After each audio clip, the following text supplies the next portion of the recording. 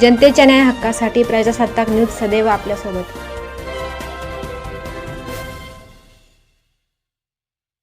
खराडीमध्ये बिबट्याचा धुमाकूळ, 2 शेळ्या फस्त, परिसरात भीतीचे वातावरण।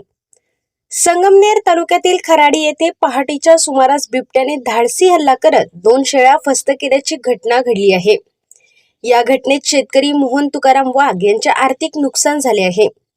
मोहन वाघ यांच्या गोठ्यात बसून बिबट्याने 2 शेळ्यांवर हल्ला करून त्यांना ठार केले।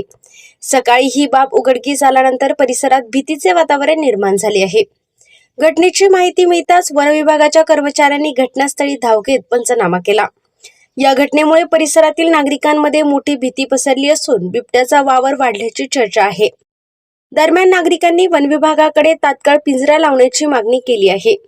या घटनेमुळे ग्रामीण भागात पुन्हा एकदा वन्य प्राण्यांच्या वाढत्या वावराचा प्रश्न ऐरणीवर आला आहे।